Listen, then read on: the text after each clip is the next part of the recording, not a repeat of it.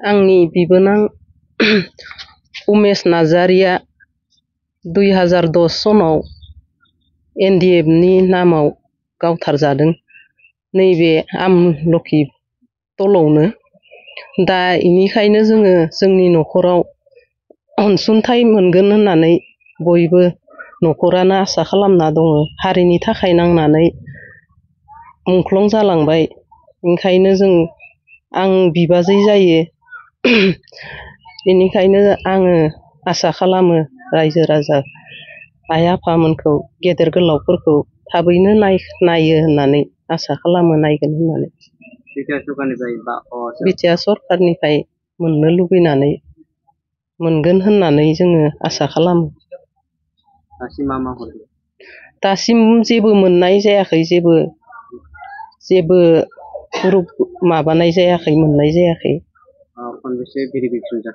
Verification जाबाय, police थानानिफ्रायबो थांबाय, जागासिनो, होमबाबो सरखारनिफ्राय जेबो माबा मोनाखै आरो।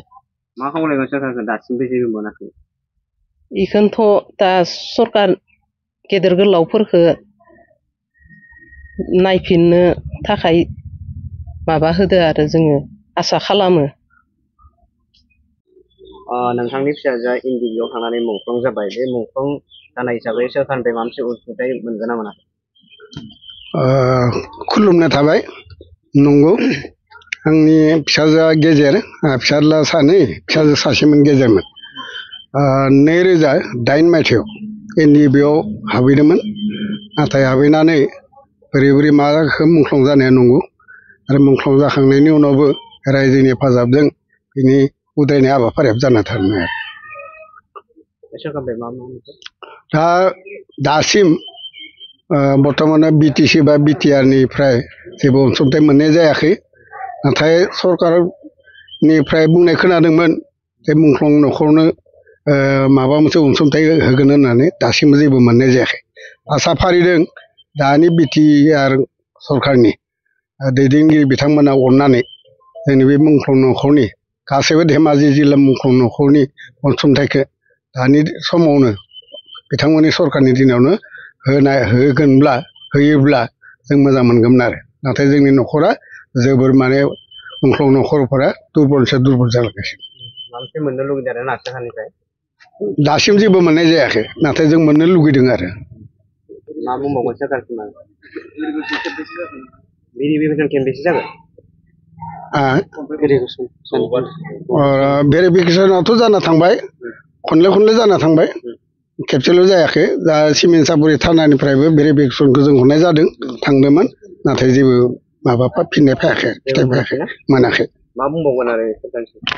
दा बुंनो गोनाङा बेनो, जों आसा फारिदों दानि BTR गभर्नमेन्टआ जिथुनिखि नेसनेल डेम'क्रेटिक फ्रन्ट बड'लेण्ड होननाय दैदेनगिरि बिथाङानो सासे डेपुटि चिफ गबिन्द बसुमतारी सारआ, बिथांनि गेजेरजोंनो, बिथांमोननि दैदेननायावनो मुंख्लं न'खरफोरा मोनोब्ला जोबोद मोजां जागौमोन।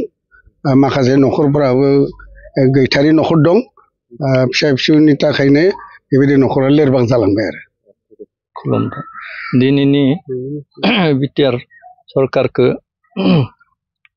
जोङो गले गले NDF-नि जानानै दिनै जोङो, आंनि फंबाया मुंख्लं जालांबाय, बे मुंख्लंनि माबायाव दिनैसिम सरकारा अनसुंथाइ होदो होनना बुंदोंमोन मुंख्लं जानायफोरनो।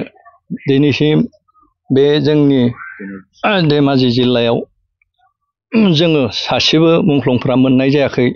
जावले बिदिनो जोङो पुलिस भेरिफिकेसन बेबायदिनो लिंहरनानै जोङो फरमान बिलाइफोरखौ जों देखायजोब्बाय, थेवबो जोङो मानि थाखाय जों अनसुंथाइखौ मोनाखै, जों बिनि थाखाय हारिनि थाखाय बिथांमोना, आंनि फंबायमोना मावलांदोंमोन।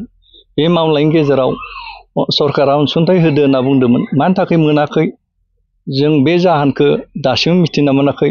सरकार होनाय मथे जोंनो नांगौ होननानै, दा अनसुंथाइखौ नांगौ होननानै जोङो गोसोआव गाबखांदों।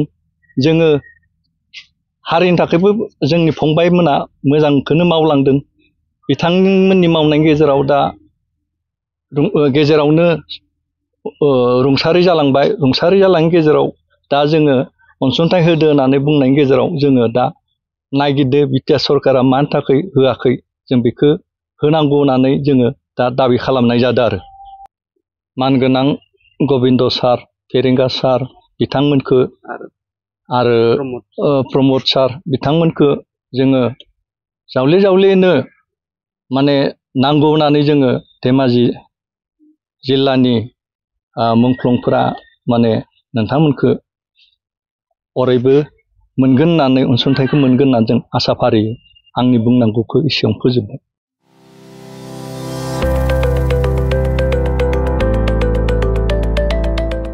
मोनसे गोजोनथाव खौरां क'क्राझार सहरनि जेडि रडजों नांजाबनाय गोजोनपुरी रयेल एनफिल्ड श'रुमनि गोजौआव थानाय सेन्ट्रेल भारत सेवाक समाजजों गनायथि होजानाय आइ आफा BM भकेशनेल इनस्टिट्यूटआव 2025 आरो 26 मायथाइनि मुं थिसननाया सोलिगासिनो दं। HS आरो HSLC उथ्रिसारनाय बिजाथि एबा फरायसाफोरा बे भकेशनेलाव गावारि सोलोंथाइखौ लानो हागोन। गोदान मुं थिसननाय आयदाफोरा जाबाय BSS diploma in medical record science, BSS diploma in EEG and EMG Technology, BSS Diploma in Critical Care Management, BSS Diploma in Hospital Waste Management, BSS Diploma in Hospital Infection Control and Prevention, BSS Diploma in First Aid and Patient Care, BSS Diploma in Physical Assistant, BSS Diploma in ECG Technician, BSS Diploma in Hospital Administration, BSS Diploma in Hospital Sterilization Technician Assistant, Certificate in Dietitian, Certificate in Old Age Care, Certificate Hospital Housekeeping, Lab Assistant, Pharmacy Assistant, Certificate in Emergency Medical Service, Certificate in Pulmonary Function Test एबा PFT Technician, Certificate in Awareness of HIV/AIDS, Certificate in Anti-Malaria Training आरो लोगोसे Office Management Courses, Computer Courses आरो Communicative and Soft Skill Educationनि कर्सफोरखौ 2 बोसोरनि गेजेरावनो आबुं खालामनानै BSS एबा भारत सेवाक समाजजों गनायथि होजानाय डिप्ल'माखौ लानो हागोन। लोगोसे गासैबो डिप्ल'माखौ लानायनि उनाव सोरखारि साख्रि मोननायनि सुबिदाबो दं।